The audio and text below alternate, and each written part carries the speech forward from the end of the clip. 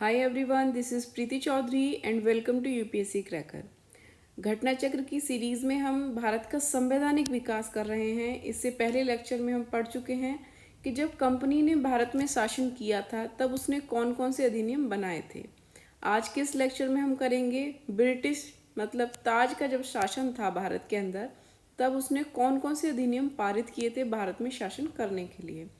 तो हमारी सीरीज़ में हम कर रहे हैं यूपीएससी में या स्टेट पीएससीज में, किसी भी स्टेट में की पीएससी में जो भी क्वेश्चंस आए हुए हैं तो वो हम देखेंगे कि किसी पर्टिकुलर टॉपिक से कितने क्वेश्चंस आज तक किस किस तरह से पूछे गए हैं। तो ये सबसे अच्छा सोर्स है घटना चक्र इस तरह के क्वेश्चंस पढ़ने का, इसीलिए हम घटना चक्र कर रहे हैं। और आज हम करेंगे ताज का शासन भारत के अंदर था, ब्रिटिश ताज का क्राउन का शासन भारत के अंदर था, तब उसने कौन कौन से अधिनियम पारित किए थे। तो इसमें सबसे पहले उन्होंने पारित किया था भारत शासन अधिनियम 1858। इसकी क्या खास बात थी? इसकी खास बात ये थी कि इसने क्या किया था कि अब इसके माध्यम से भारत शासन अधिनियम 1858 के माध्यम से कि जो कंपनी का शासन भारत के अंदर चल रहा था अब वो शासन समाप्त हो चुका है और उसकी जगह क्या हो गया है, उसकी जगह अब हो गया है ताज का शासन। ब्रिटिश ताज के अधीन भारत का शासन कर दिया गया। अब इसमें क्या हुआ, एक खास बात ये हुई कि जो 1833 का एक्ट हम पढ़ रहे थे, चार्टर एक्ट, उसमें क्या कहा गया था कि जो बंगाल का गवर्नर जनरल है उसको बंगाल के गवर्नर जनरल ना कह के उसको पूरे भारत का गवर्नर जनरल बना दिया गया था।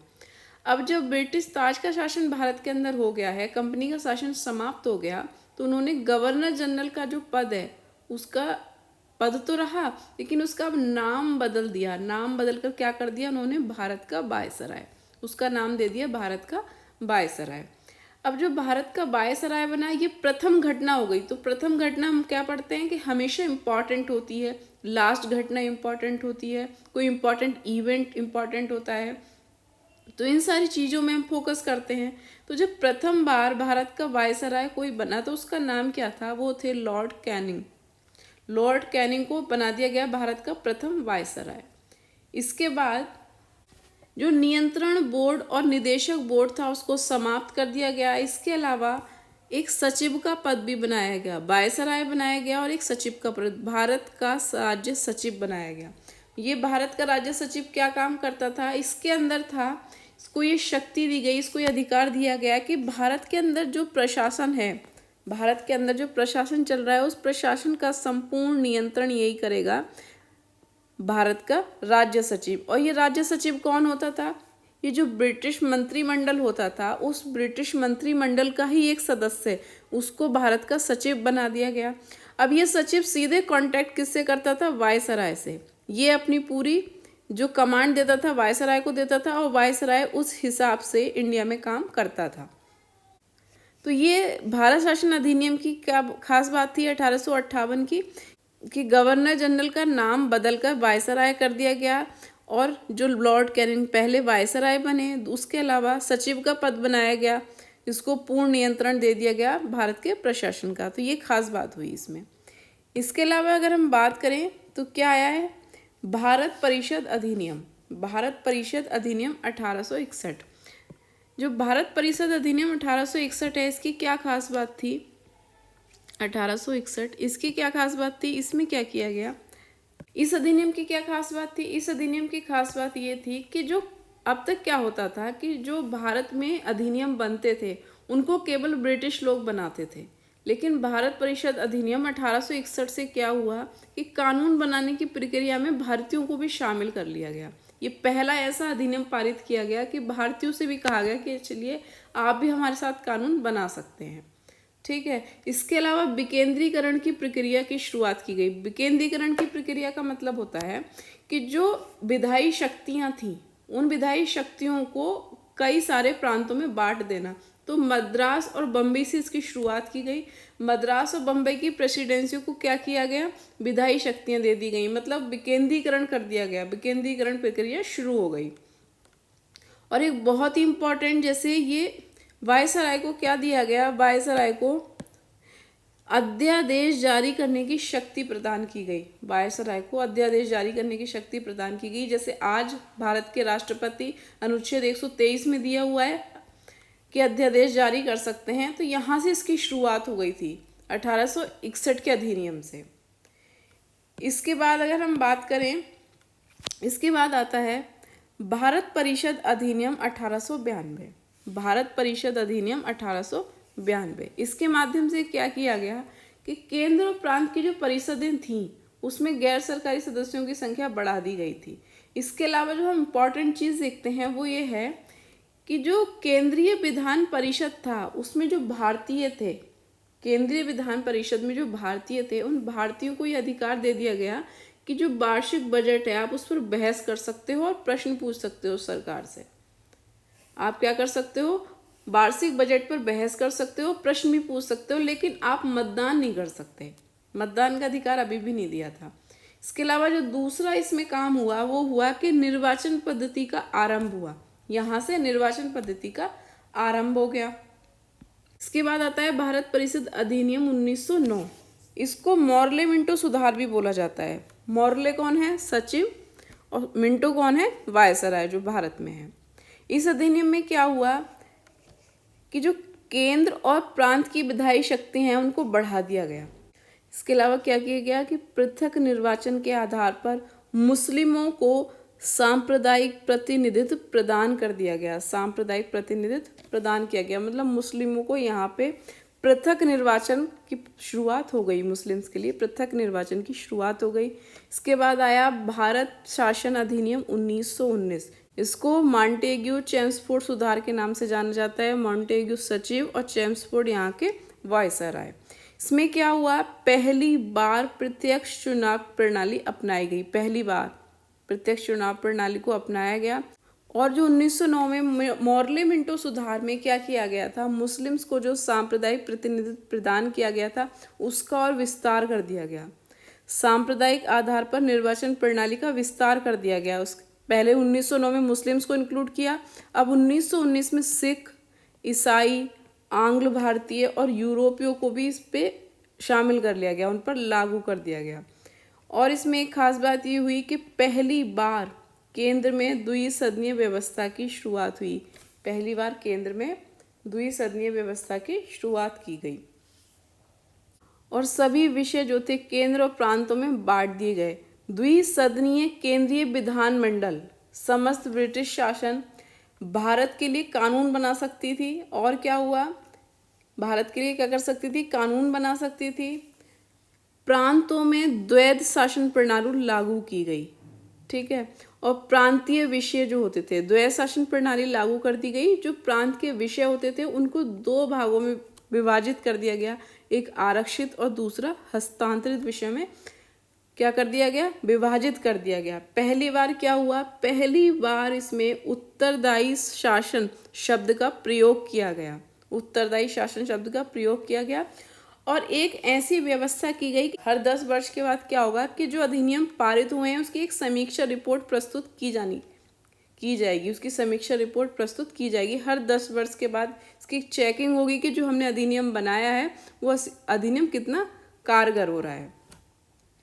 इसके बाद आता है भारत शासन अधिनियम 1935, बहुत इम्पॉर्टेंट है। इसकी क्या खास बात है, इसकी खास बात यह है कि सबसे पहले भारत में संघात्मक सरकार की व्यवस्था की गई। प्रांतों में द्वैध शासन को समाप्त करके केंद्र में द्वैध शासन प्रणाली को लागू कर दिया गया। भारतीय रिजर्व बैंक की स्थापना की गई और जो सांप्रदायिक निर्वाचन था उसका और विस्तार कर दिया गया। 1909 में क्या हुआ, मुस्लिम्स, फिर 1919 में भी किया गया। अब 1935 में दलित जातियों, महिलाओं और मजदूरों को क्या इसमें शामिल कर दिया गया। इन सब के लिए क्या बनेगा, एक प्रत्यक्ष निर्वाचन प्रणाली का शुरुआत होगा। और क्या हुआ, 1937 में संघीय न्यायालय की स्थापना की गई। 1937 में क्या हुआ, संघीय न्यायालय बनाया गया। और क्या हुआ, जो बर्मा है आज के टाइम पे म्यांमार, बर्मा को ब्रिटिश भारत से अलग कर दिया गया। सिंध और उड़ीसा का निर्माण हुआ, 2 प्रांत बने और द्विसदनात्मक व्यवस्था की शुरुआत की गई। प्रांतों में क्या हुआ, द्विसदनात्मक व्यवस्था की शुरुआत कर दी गई। इसके बाद सबसे लास्ट में हम ये पढ़ेंगे भारत स्वतंत्रता अधिनियम 1947। भारतीय स्वतंत्रता अधिनियम 1947, इसमें क्या हुआ, 15 अगस्त 1947 को भारत स्वतंत्र हो गया और एक संप्रभु राष्ट्र घोषित कर दिया गया। जो वायसराय का पद बनाया था भारत के लिए, क्योंकि अब 2 राष्ट्र बन चुके हैं तो दोनों डोमिनियन राज्यों के में क्या हुआ, गवर्नर जनरल का पद सृजित कर दिया गया। और जो भारत का सम्राट जो उपाधि होती थी, वो सम्राट जो उपाधि थी उसको समाप्त कर दिया गया। तो ये अधिनियम पारित हुए जब क्राउन का शासन भारत में था। तो इससे रिलेटेड कौन कौन से क्वेश्चंस आज तक यूपीएससी में, ये स्टेट पीएससीज में पूछे गए हैं, अब हम वो देखते हैं। सबसे पहला क्वेश्चन है, निम्नलिखित में से किस में आया है, पहले देख लेते हैं। ये आया है यूपी पीसीएस प्री 2003 में, ये क्वेश्चन पूछा गया है 2003 में। क्वेश्चन है, निम्नलिखित में से किस अधिनियम के अंतर्गत भारतीय विधान परिषद को बजट पर बहस करने की शक्ति प्रदान की गई। अभी हमने पढ़ा था ना, बजट पर बहस करने की शक्ति प्रदान की गई थी भारतीयों को। मतदान की शक्ति नहीं मिली थी, बजट पर बहस कर सकते थे और सरकार से क्वेश्चन पूछ सकते थे। तो किस में ये पूछा गया था, ये किस में कहा गया था, तो ये कहा गया था भारतीय परिषद अधिनियम 1892। भारतीय परिषद अधिनियम 1892, इसमें क्या क्या शक्ति दी गई थी, इसमें क्या प्रावधान किया गया था कि विधान परिषद के जो काम थे उन कामों में वृद्धि कर दी गई थी, काम बढ़ा दिए गए थे और भारतीयों को ये राइट दे दिया गया था कि आप बजट पर बहस कर सकते हैं, लेकिन आप मतदान नहीं कर सकते। मतदान करने की अनुमति नहीं थी, अधिकार नहीं था, लेकिन आप कार्यपालिका से क्या कर सकते हैं, प्रश्न पूछ सकते हैं, कार्यपालिका से प्रश्न पूछ सकते हैं। निम्नलिखित में से किस एक अधिनियम द्वारा भारत में संघीय न्यायालय की स्थापना की गई थी। संघीय न्यायालय, ऑप्शंस क्या दिए हैं, भारतीय परिषद अधिनियम 1861, भारत सरकार अधिनियम 1909, भारत सरकार अधिनियम 1919, निम्नलिखित में से कोई नहीं। ये हमने पढ़ा था, संघीय न्यायालय की स्थापना कब की गई थी, संघीय न्यायालय की स्थापना 1935 में, के अधिनियम के तहत 1937 में की गई थी। क्या ऑप्शन दिए हैं, इसमें डी ऑप्शन होगा, क्योंकि 1900 अब क्या क्या है, भारत में संघीय न्यायालय की स्थापना 1 अक्टूबर 1937 को की गई थी और ऐसा कोई इसमें ऑप्शन दिया नहीं है, तो इसका डी ऑप्शन होगा। भारत सरकार अधिनियम 1935 के अंतर्गत की गई थी इसकी स्थापना, और इसके जो प्रथम मुख्य न्यायाधीश बने थे वो थे सर मॉरिस गवेयर। सर मॉरिस गवेयर क्या बने थे, इसके प्रथम मुख्य न्यायाधीश बने थे। इसलिए 1935 भारत सरकार अधिनियम 1935 के तहत 1 अक्टूबर 1937 को क्या किया गया था, संघीय न्यायालय की स्थापना की गई थी। इसलिए ऑप्शन डी करेक्ट होगा इसमें। नेक्स्ट क्वेश्चन देखते हैं, ये किस में आया था, यूपी पीसीएस 2014 में पूछा गया था। नेक्स्ट क्वेश्चन, ये यूपी पीसीएस मेंस 2015 में पूछा गया है। क्वेश्चन दिया है, भारत का संघीय न्यायालय निम्नलिखित में से किस वर्ष में स्थापित किया गया था, 1935, 1937, 1946, 1947। तो 1935 के भारत सरकार अधिनियम के तहत 1937 में इसकी स्थापना की गई थी। हमने इसे पहले क्वेश्चन में ये पढ़ लिया है, इसलिए ऑप्शन इसका बी ठीक होगा। नेक्स्ट क्वेश्चन है, नेक्स्ट क्वेश्चन किस में आया है, नेक्स्ट क्वेश्चन पूछा गया है यूपी पीसीएस प्री 2008 में ये क्वेश्चन पूछा गया है। क्वेश्चन है, केंद्र में द्वैध सरकार किस अधिनियम के अंतर्गत स्थापित की गई। केंद्र में हमने पढ़ा, प्रांत में भी द्वैध सरकार की स्थापना की गई और केंद्र में भी। ऑप्शन दिए हैं 1909 के अधिनियम में, भारत सरकार अधिनियम 1919 में, भारत सरकार अधिनियम 1935 में, भारत स्वतंत्रता अधिनियम 1937 में। तो हम ये पढ़ चुके हैं कि जो प्रांतों में हुई थी वो 1919 में हुई थी, लेकिन जो केंद्र में हुई थी वो 1935 में हुई थी। इसका एक्सप्लेनेशन देखते हैं। कहा है कि भारत सरकार अधिनियम 1935 के अंतर्गत केंद्र में द्वैध शासन की स्थापना की गई थी। केंद्र में द्वैध शासन, एक नए अखिल भारतीय संघ की स्थापना की क्या प्रावधान आया था केंद्र में। इसमें क्या हुआ था कि प्रांत में जो द्वैध शासन व्यवस्था चल रही थी उसको समाप्त कर दिया गया था, और ये द्वैध शासन व्यवस्था प्रांतों में कब आई थी, इसका उपबंध आया था 1919 के अधिनियम में। ये बात आई थी कि प्रांतों में द्वैध शासन व्यवस्था रहेगी, लेकिन 1935 में क्या किया गया, प्रांतों से समाप्त करके इसको केंद्र में ला दिया गया। अब जब केंद्र में द्वैध शासन व्यवस्था आई तो इसमें क्या हुआ कि जो संघीय विषय थे उनको 2 भागों में विभाजित कर दिया गया। जो केंद्र के विषय थे वो 2 भागों में विभाजित हो गए, एक हो गए आरक्षित और दूसरे हो गए हस्तांतरित विषय। तो जो आरक्षित विषय होते थे वो केंद्र के जो व्यक्ति होते थे वो अपने पास रखते थे आरक्षित विषय, विदेशी मामले हुए, मुद्रा का हुआ, रक्षा, ये सब हो गया। और दूसरे हस्तांतरित विषय जो प्रांतों को हस्तांतरित कर दिए गए वो कौन से थे, जैसे शिक्षा, सार्वजनिक व्यय, स्वास्थ्य, मतलब जिस पे एक्स्ट्रा खर्चा होता था वो तो प्रांतों को दे दिए, और जो इम्पोर्टेंट होते थे विदेशी मामले, मुद्रा, सेना, ये सब किसने रख लिए, अपने पास रख लिए। नेक्स्ट क्वेश्चन देखते हैं। नेक्स्ट क्वेश्चन है, ये किसमें पूछा है, ये पूछा है PCS RI 2014 में पूछा है, यूपी PCS 2014। क्वेश्चन है, निम्नलिखित में से किस अधिनियम ने केंद्र में द्वैध शासन प्रणाली को स्थापित किया। अभी पढ़ा है हमने, ऑप्शन दिए हैं, भारत शासन अधिनियम 1935, भारत सरकार अधिनियम 1919, भारत परिषद अधिनियम 1909 और भारत परिषद अधिनियम 1892। तो अभी हमने ये पढ़ा है, इसका ऑप्शन केवल एक ठीक होगा। इसमें क्या है, केंद्र में द्वैध शासन की स्थापना की 1919 में प्रांतों में की गई थी, 1935 में केंद्र में की गई है। ये सेम क्वेश्चन रिपीट हुआ है, आपने यहाँ पे देखा सेम क्वेश्चन रिपीट हुआ है। ये 2008 में क्वेश्चन पूछा, फिर 2014 में यूपी में पूछ लिया गया, 2014 में यूपी में पूछ लिया। तो क्वेश्चन का रिपीटिशन बहुत होता है, इससे हमें एक आइडिया लगता है कि किस किस तरह से क्वेश्चंस रिपीट होते रहते हैं, किस किस तरह से क्वेश्चंस रिपीट होते रहते हैं एग्जाम में। और ये यूपी PCS में नहीं होता, ये UPSC में भी ऐसा होता है, UPSC में भी होता है। नेक्स्ट क्वेश्चन देखते हैं, ये आया है IAS प्री 2012 में, ये क्वेश्चन पूछा गया है। क्वेश्चन है, 1919 के भारत शासन अधिनियम की निम्नलिखित में से कौन सी प्रमुख विशेषताएं हैं। 1919 के भारत शासन अधिनियम की विशेषताएं पूछा है। क्वेश्चन दिया है, प्रांतों में कार्यकारिणी सरकार में द्वैध शासन की व्यवस्था की गई। प्रांतों में द्वैध शासन की व्यवस्था यस की गई, हम पढ़ते चले आ रहे हैं। मुसलमानों के लिए पृथक सांप्रदायिक निर्वाचन मंडलों की व्यवस्था की गई, ये बिल्कुल गलत है, हमने पढ़ा, ये 1909 के अधिनियम में व्यवस्था की गई थी, तो दूसरा तो बिल्कुल गलत होगा। तीसरा, केंद्र सरकार द्वारा प्रांतों को विधानीय शक्ति का हस्तांतरण किया गया, यस ये ठीक है, केंद्र सरकार द्वारा। क्यों, क्योंकि यहाँ पे प्रांतों में द्वैध शासन व्यवस्था शुरू की गई थी, द्वैध शासन व्यवस्था में विधानीय शक्तियां जो की गई थी केंद्र ने प्रांतों को हस्तांतरित की गई थी। तो पहला और तीसरा, केवल C ऑप्शन इसमें ठीक होगा। इसका एक्सप्लेनेशन देख लेते हैं। भारत शासन अधिनियम 1919 के तहत ब्रिटिश संसद के द्वारा क्या किया गया था कि एक उसका उद्देश्य क्या था, उसने क्या पारित किया कि भारत शासन में भारतीयों की भागीदारी को बढ़ाना है, भारतीय शासन में भारतीयों की भागीदारी को बढ़ाना है।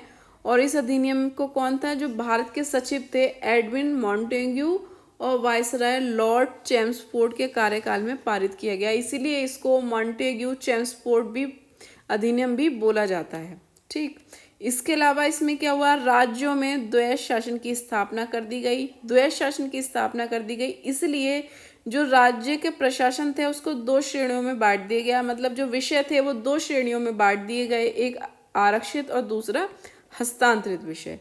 हस्तांतरित विषयों के संबंध में जो केंद्र द्वारा प्रांतों को विधानीय शक्ति का हस्तांतरण कर दिया गया, मतलब जो हस्तांतरित विषय हैं जैसे स्वास्थ्य से, शिक्षा से, सार्वजनिक व्यय से, तो ये क्या कर दिया गया कि इन सब से रिलेटेड जो कानून बनाने की शक्ति है वो किसको दे दी गई, प्रांतों को दे दी गई हस्तांतरित विषय पे। इसके अलावा जो एक ऑप्शन था वो था कि 1909 का अधिनियम। 1909 में क्या हुआ था, मुसलमानों के लिए पृथक सांप्रदायिक निर्वाचन की व्यवस्था की गई थी, इसका प्रावधान 1909 के अधिनियम में आया था। और 1919 के अधिनियम में क्या हुआ था, ना केवल इसको जारी रखा गया था, किसको जारी रखा गया था, जो सांप्रदायिक निर्वाचक व्यवस्था थी, पृथक सांप्रदायिक निर्वाचक व्यवस्था थी, इसको लागू ही नहीं रखा गया, बल्कि क्या किया गया, सिखों, यूरोपियों, भारतीय ईसाइयों और एंग्लो इंडियंस पे क्या कर दिया गया, उनको भी इसमें शामिल कर दिया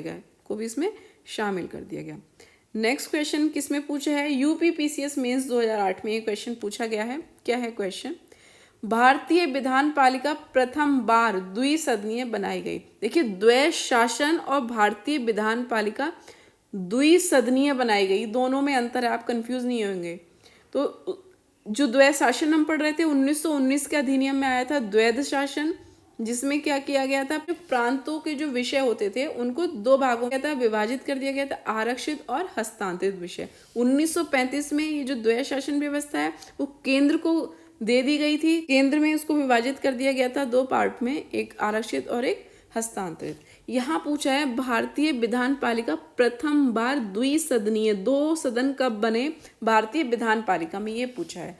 ऑप्शंस दिए हैं 1892 के भारतीय काउंसिल एक्ट द्वारा, 1909 के भारतीय काउंसिल एक्ट द्वारा, 1919 के भारत सरकार अधिनियम द्वारा, 1935 के भारत सरकार अधिनियम द्वारा। तो इसका ऑप्शन होगा ऑप्शन सी।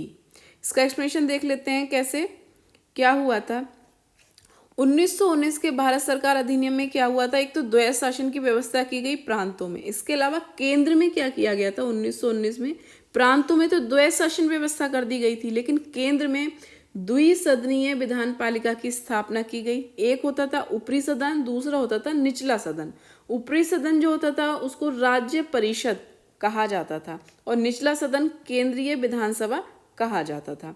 तो जो ऊपरी सदन था राज्य परिषद, ये किस लिए बनाया था, इसका कार्यकाल 5 वर्ष का होता था, इसमें 60 सदस्य होते थे, जिसमें से 60 में से 34 निर्वाचित होते थे और 26 मनोनीत होते थे। ठीक है, 34 निर्वाचित और 26 मनोनीत होते थे। जबकि जो निचला सदन होता था केंद्रीय विधानसभा, इसमें इसका कार्यकाल 3 वर्ष का होता था, इसमें 144 सदस्य होते थे, जिसमें से 104 निर्वाचित होते थे और 40 मनोनीत होते थे। तो केंद्र में द्विसदनीय विधान पालिका 1919 में लाया गया, बिल्कुल यहाँ कंफ्यूज नहीं होना है। नेक्स्ट क्वेश्चन देखते हैं। नेक्स्ट क्वेश्चन है, ये पूछा गया है MPPCS प्री 2013 में पूछा गया है, केंद्र में कौन सा एक द्विसदनीय विधायिका लाया। देखिए सेम क्वेश्चन रिपीट हुआ है, सेम क्वेश्चन UPPCS में पूछ लिया है, UPPCS में पूछा है मेंस 2008 में, फिर वही सेम क्वेश्चन MP में पूछ लिया गया है, सेम क्वेश्चन MP में सेशन में आया 2013 में। केंद्र में कौन सा एक्ट द्विसदनीय विधायिका लाया, 1961 का एक्ट, 1917 का एक्ट, 1919 का एक्ट, 1915 का एक्ट। तो ऑब्वियसली 1919 का एक्ट लेकर आया, आपने भी पढ़ा। नेक्स्ट क्वेश्चन है, नेक्स्ट क्वेश्चन देखते हैं कब आया है। ये UPPCS मेंस 2008 में ये क्वेश्चन पूछा है, राष्ट्रपति की अध्यादेश निर्गत करने की शक्ति प्रेरित है, किससे प्रेरित है, भारत सरकार अधिनियम 1919 से प्रेरित है, भारत सरकार अधिनियम 1935, भारत सरकार अधिनियम 1909 और भारत सरकार अधिनियम 1947। तो भारत सरकार अधिनियम 1935 इससे है। कैसे, इसका एक्सप्लेनेशन देखते हैं। देखिए, यद्यपि ब्रिटिश भारत में गवर्नर जनरल को 1861 के भारत परिषद अधिनियम से ही विधान परिषद की अनुमति के बिना अध्यादेश जारी करने की शक्ति थी, लेकिन भारतीय संविधान में राष्ट्रपति की अध्यादेश निर्गत करने की शक्ति 1923 भारत सरकार अधिनियम 1935 की धारा 42 से प्रेरित है, यहाँ से ली गई है कि धारा 42 से प्रेरित है। नेक्स्ट क्वेश्चन है, ये पूछा गया है, सही कूट का चयन करना है इसमें। ये RAS और RTS 2018 में ये क्वेश्चन पूछा गया है। क्वेश्चन क्या है, केंद्रीय विधानसभा का निम्नलिखित में से कौन सा या से निर्वाचन भारत शासन अधिनियम 1919 के तहत हुआ है। ठीक, भारत मतलब क्वेश्चन समझ आ रहा है। क्वेश्चन क्या है कि निर्वाचन भारत शासन अधिनियम 1919 के तहत निर्वाचन पद्धति की शुरुआत हो गई थी। तो केंद्रीय विधानसभा के जो इलेक्शन हुए हैं इस अधिनियम के तहत कब हुए हैं, कब हुए हैं।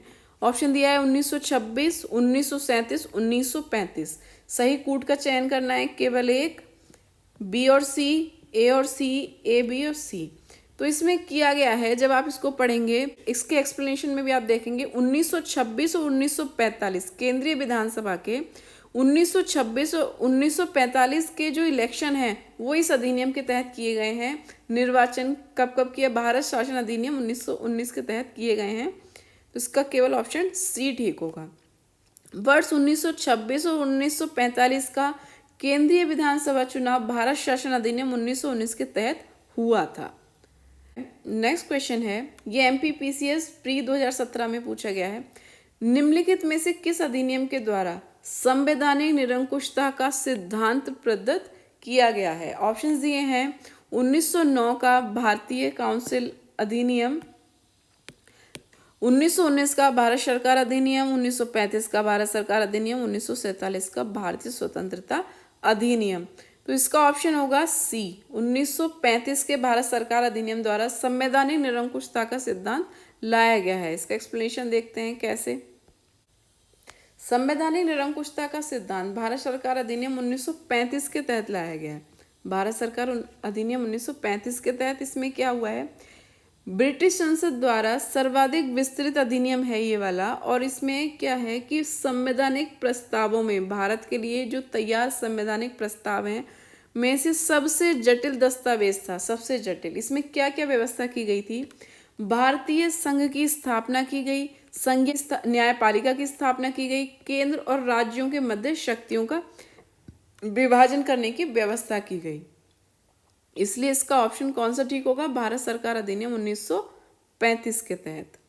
नेक्स्ट क्वेश्चन, ये IAS प्री 2012 में पूछा गया है। क्या क्वेश्चन है, भारत के संविधान में केंद्र और राज्यों के बीच किया गया शक्तियों का विभाजन, केंद्र और राज्यों के बीच किया गया शक्तियों का विभाजन इनमें से किसमें उल्लिखित योजना पर आधारित है? देखिए PCS में क्वेश्चन पूछा गया है, उसी का एक्सप्लेनेशन हमने देखा, और IAS का क्वेश्चन भी यहीं से बन रहा है।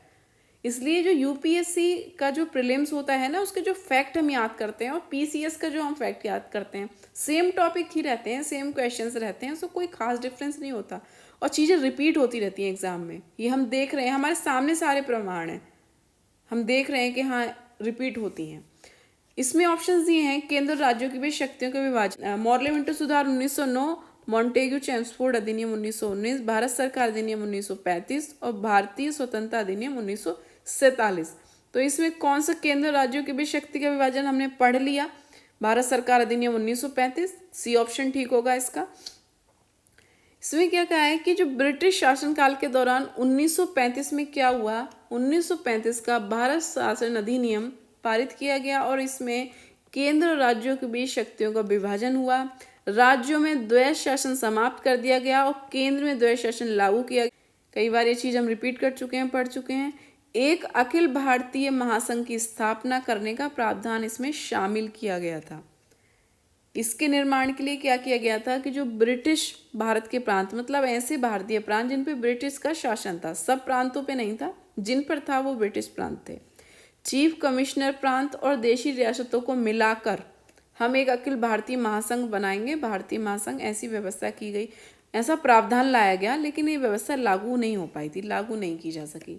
1935 के भारत सरकार अधिनियम के द्वारा और क्या हुआ, संघ में अवशिष्ट शक्तियां गवर्नर जनरल को प्रदान की गई। संघ की जो अवशिष्ट शक्तियां थी वो किसको दी गई, गवर्नर जनरल को दी गई। नेक्स्ट क्वेश्चन है, ये आया है RAS RTS प्री 2016 में क्वेश्चन पूछा गया है।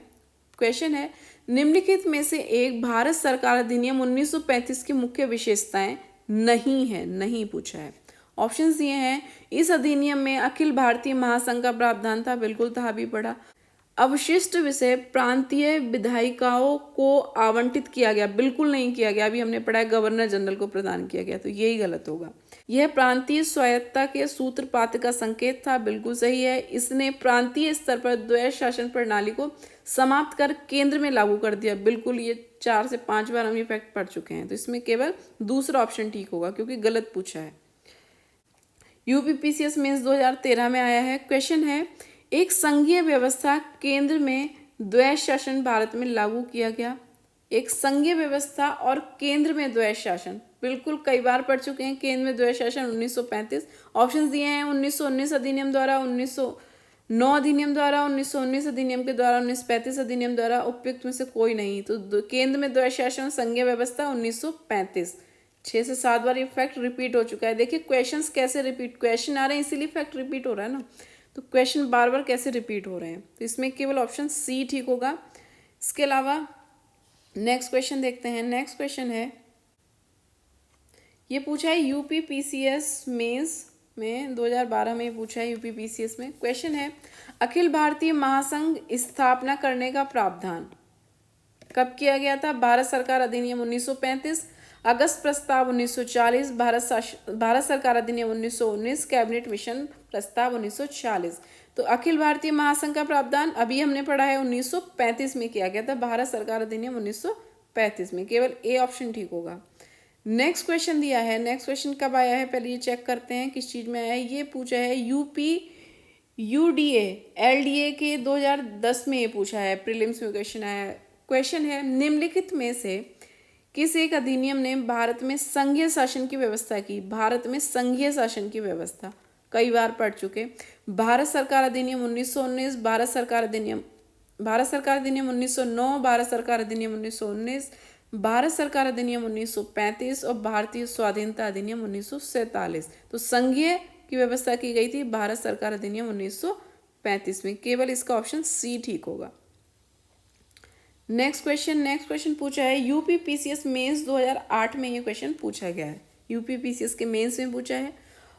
क्वेश्चन है 1935 के अधिनियम द्वारा स्थापित संघ में अवशेष शक्तियां मतलब अवशिष्ट शक्तियां किसको दी गई थी। अभी सेम क्वेश्चन पीछे 2 बार रिपीट हो चुका है, सेम क्वेश्चन 2 बार रिपीट हो चुका है।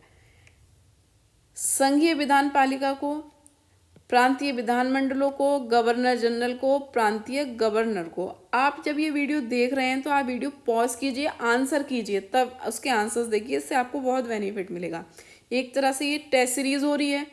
ऑब्वियसली जितने क्वेश्चंस आज तक पूछे गए हैं आपका कोई क्वेश्चन छूटेगा नहीं, और जो आपको नहीं आ रहा है वो एक्सप्लेनेशन से आपको मिल जा रहा है यहाँ पे। तो आपको कितनी हेल्प इससे मिल रही है। आप वीडियो पॉज कीजिए, क्वेश्चन सुन के आंसर कीजिए, तब उसका आंसर देखिएगा।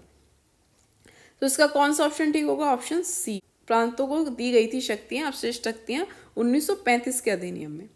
इसके अलावा नेक्स्ट क्वेश्चन पूछा है, ये कब आया है ये देख लेते हैं। ये पूछा है यूपी पीसीएस मेंस 2010 में ये क्वेश्चन पूछा है। क्वेश्चन है निम्नलिखित में से कौन सा एक भारत शासन अधिनियम 1935 में स्वीकार किया हुआ महत्वपूर्ण और स्थायी अवयव नहीं है। ये नहीं और हाँ में जरूर देखना है, क्वेश्चन आते हुए गलत हो जाता है, इन चीज़ों पे बहुत फोकस करना है। जो हमने पहले बजट का और जो इंडियन ईयर बुक कराई थी उसमें भी बहुत सारी, या फिर करंट में भी मैं इस चीज़ पे बहुत फोकस करती हूँ कि आपको नहीं पे जरूर ध्यान देना है कि नहीं पूछा है या हाँ पूछा है, क्या पूछा है क्वेश्चन में। तो भारत शासन अधिनियम 1935 का जो महत्वपूर्ण और जो स्थायी अवयव नहीं है वो कौन सा नहीं है? देश के लिए लिखित संविधान। अभी लिखित संविधान का तो हमने ऐसा कोई जिक्र किया नहीं है। विधानमंडल के लिए तो ये गलत होगा। विधानमंडल के लिए निर्वाचित एवं जवाबदेह प्रतिनिधि, एक संघ की योजना पर विचार, विधानमंडल के लिए सरकारी सदस्यों का संवाचित किया जाना। तो इसका ऑप्शन ए गलत होगा क्योंकि नहीं पूछा है, इसमें नहीं किया गया, लिखित संविधान का प्रावधान नहीं किया गया है। भारत सरकार अधिनियम 1935, भारत सरकार अधिनियम 1935 में लिखित संविधान का उल्लेख नहीं मिलता है। भारत के लिए जो संविधान का जो सर्वप्रथम उल्लेख था वो क्रिप्स मिशन में आया था, और जो अन्य 3 विकल्प हैं वो भारत शासन अधिनियम 1935 में समाहित हैं। तो इसका केवल ए ऑप्शन गलत होगा। नेक्स्ट क्वेश्चन पूछा गया है यूपी पीसीएस लोअर में पूछा गया है 2015 में, लोअर यूपी पीसीएस में पूछा गया है। क्वेश्चन है 1935 का गवर्नमेंट ऑफ इंडिया एक्ट क्यों महत्वपूर्ण है? ये भारतीय संविधान का प्रमुख स्रोत है, इसके द्वारा भारत को स्वतंत्रता मिली। तीसरा, इसमें भारत विभाजित उल्लेखित है, इसके द्वारा रियासतें समाप्त हुई। तो भारत का ये क्या है? भारतीय संविधान का प्रमुख स्रोत है, बिल्कुल ठीक ऑप्शन है ये, पहला ऑप्शन बिल्कुल करेक्ट है। भारत का जो संवैधानिक ढांचा है वो कहाँ है? बहुत कुछ 1935 के अधिनियम पर आधारित है। आज जो हम भारतीय संविधान को देखते हैं उसमें हमने काफ़ी कुछ चीज़ें 1935 के अधिनियम से ली हैं। इसमें क्या क्या लिया है हमने? बहुत ही इंपॉर्टेंट क्वेश्चन है, यूपीएससी के मेंस में भी ये क्वेश्चन पूछा गया था कि 1935 के अधिनियम से भारत का जो संविधान है उसने क्या क्या ग्रहण किया है, क्या क्या लिया है। तो हमने क्या क्या लिया है? पहला हमने लिया है संघात्मक सरकार की स्थापना की है हमने, केंद्र में द्वैध शासन की स्थापना, प्रांतों में द्वैध शासन के स्थान पर स्वायत्त शासन की स्थापना, द्विसदनीय केंद्र विधानमंडल, प्रांतीय शासन व्यवस्था, प्रांतीय विधानमंडल, केंद्र एवं प्रांतों में शक्तियों का विभाजन, फेडरल न्यायालय की स्थापना, ये सब हमने कहाँ से लिया है? 1935 के अधिनियम से लिया है। बहुत ही इंपॉर्टेंट है ये 1935 का अधिनियम। इसके अलावा नेक्स्ट क्वेश्चन देखते हैं। यूपी पीसीएस मेंस 2011 में क्वेश्चन पूछा है। क्वेश्चन है, निम्नलिखित अधिनियमों में से किस अधिनियम के फलस्वरूप वर्मा भारत से अलग हुआ था? Indian council act 1909, government of India act 1919, government of India act 1935, Indian independence act 1947। तो 1935 इसमें ही वर्मा को अलग कर दिया गया था। तो इसका ऑप्शन केवल सी ऑप्शन ठीक होगा। इसमें क्या दिया है? गवर्नमेंट ऑफ इंडिया एक्ट 1935 के प्रावधानों के अनुरूप हम देखें तो 1937 में बर्मा को भारत से अलग कर दिया गया था।